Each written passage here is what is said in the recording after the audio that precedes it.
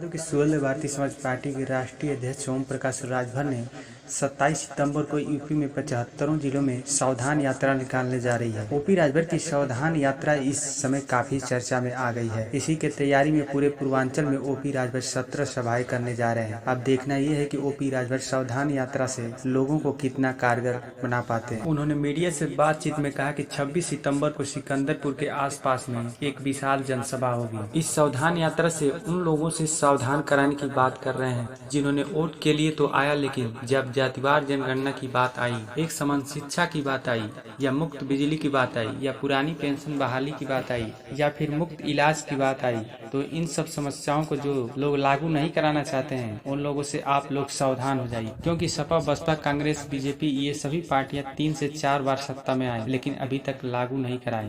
आइए इस वीडियो के माध्यम से दिखाते हैं ओपी राजभर ने क्या कहा। सुहेलदेव भारतीय समाज पार्टी 26 सितंबर से उत्तर प्रदेश के 75 जिले में सावधान यात्रा निकालने जा रही है। उसी की तैयारी में हम लोग पूर्वांचल में 17 सभा करेंगे। उसी की तैयारी में आपकी सिकंदरपुर, तुर्की के पास एक गांव है, वहीं सभा का कार्यक्रम स्थल रखा गया है। उसी की तैयारी को लेकर के आज बैठक रखी गई है कि आज आज़ादी के 75 साल बीत गए। आज जो हालत है प्रदेश में अति पिछड़े, अति दलित की, अगर हम अम्बेडकर नगर की ही बात करें तो नाई, गोंड, पाल, प्रजापति, चौहान, बीन, केवट, मल्लाह, राजभर, धोबी, दहकार, पासी, पासवान, दुसाद, आरकर, बंसी, बंजारा, बहेलिया, खंगार, इन जातियों की गिनती नहीं है। ये चुनाव आता है तो पार्टियों को याद आते हैं, चुनाव खत्म हो जाता है तो इनको इनकी याद हो जाती है। तो हम लोगों की जो मंशा है, देश में जातिवार जनगणना हो। जब तक जातिवार जनगणना नहीं होगी तब तक गिनती किसी की नहीं होगी। आज अगर अम्बेडकर नगर की ही बात करें, जिस पार्टी में आप हैं वही पार्टी नहीं कराना चाह रही, तो इसको क्या करेंगे आप? हम किस पार्टी में? नहीं, अभी आपने बीजेपी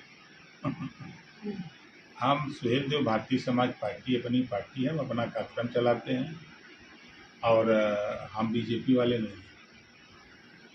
अच्छा, किसको सावधान करना चाह रहे हैं? सावधान उन लोगों से कराना चाहते हैं जिन लोगों जो वंचित हैं, आज़ादी के 75 साल में सन 52 से वोट दे रहे हैं। हम उनको सावधान करना चाहते हैं जो हिस्सा नहीं पाए, उनसे सावधान करना चाहते हैं जो सत्ता में जब रहते हैं तब तो हम लोग याद आते हैं, जब इनके विषय में जातिवार जनगणना करने की बात थी तब याद नहीं आई, एक समान शिक्षा करने की बात याद नहीं आई, घरेलू बिजली का बिल माफ़ करने की बात नहीं आई, पुरानी पेंशन बहाल करने की बात नहीं आई। जब पावर था, सत्ता में लोग थे, तब इनको याद नहीं आई। आज सत्ता से बाहर होकर के लोग चिल्ला रहे हैं, कह रहे हैं कि हम इसको करेंगे।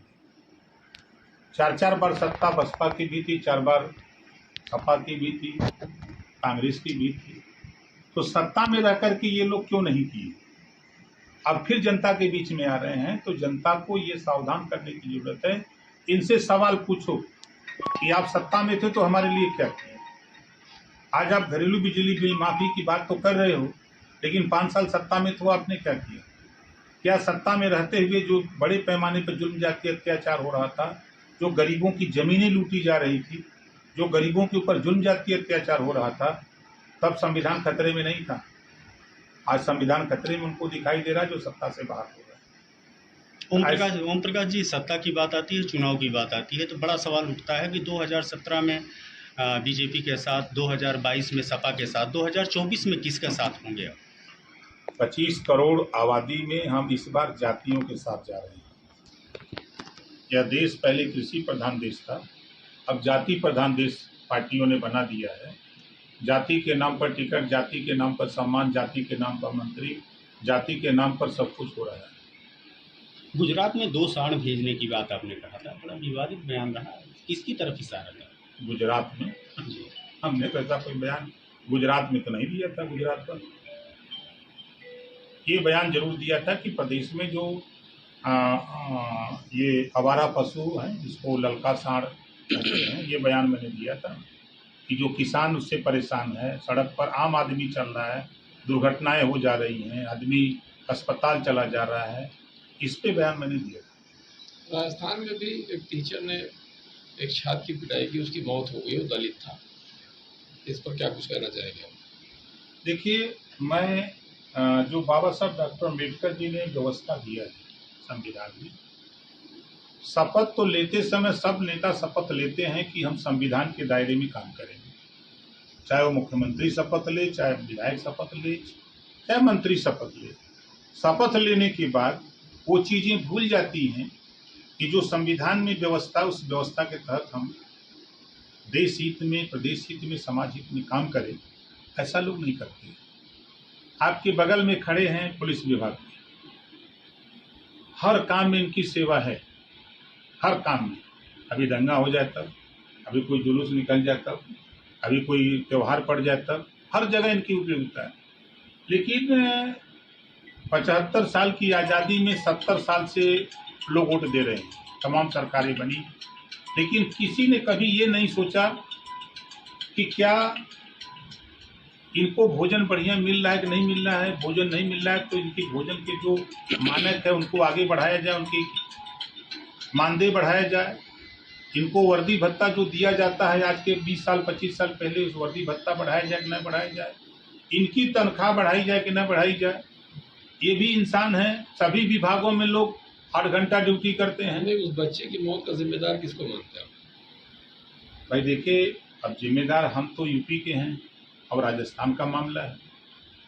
अब बहुत मुझे जानकारी नहीं है, लेकिन इतना जरूर जानकारी है कि मैंने जो आप लोगों के टीवी चैनल पे देखा, सरकार अपना काम कर रही है और दोषी के खिलाफ कार्रवाई होनी चाहिए।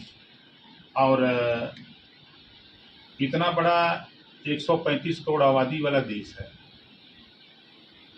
कोई इतनी फोर्स नहीं है कि एक जगह बैठ करके उस पर निगरानी कोई करे। अब जो थाने पर पोस्टिंग है, जितने सिपाही है दरोगा की, अपने ही अगर देख लीजिए तो गांव-गांव तो पहरा नहीं है कि कोई देख के बता दे। जो देखा है वो बतावे, तब फिर कार्रवाई पुलिस ना करे, सरकार ना करे, तो फिर दोषी माना जाए। मंत्री जी, एक आपने पार्टी बनाई थी भागीदारी संकल्प मोर्चा कुछ दिन पहले, उस पार्टी का क्या हुआ? पार्टी थोड़ा थी जी, क्या था? चुनावी गठबंधन के मोर्चा बना था, आज भी है जी, वो तो है। हाँ, चलता रहता है।